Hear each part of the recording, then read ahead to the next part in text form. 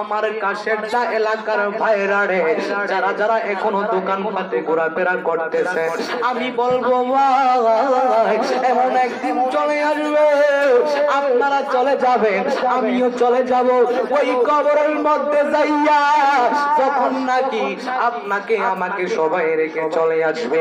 দুনিয়ার কোনো টাকা যাবে না, দুনিয়ার কোনো পয়সা যাবে না।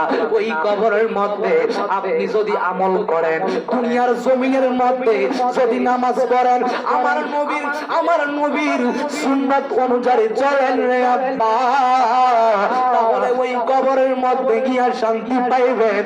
আরে আমার নবীর রহমতের নবী কেমন নবী গো, আরে কোরআনকে যদি আপনি স্বপ্ন দেখেন, আরে আপনার জন্য জাহান্নামের আগুন হারাম হবে না।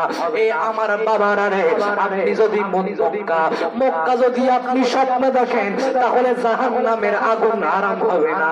এই জন্য আমার কাছেরটা এলাকার ভাইদের কাছে প্রশ্ন, তাহলে জাহান্নামের আগুন কেমনে হারাম হইব? আমি বলবো ও আপনি যদি আমার নবীকে একটাবার স্বপ্ন যুগ দেখেন, আমি বলবো ও আমার নবীকে একটাবার স্বপ্নে যুগ যদি দেখেন, আপনার জন্য জাহান্নামের আগুন হারাম হইয়া যাইব।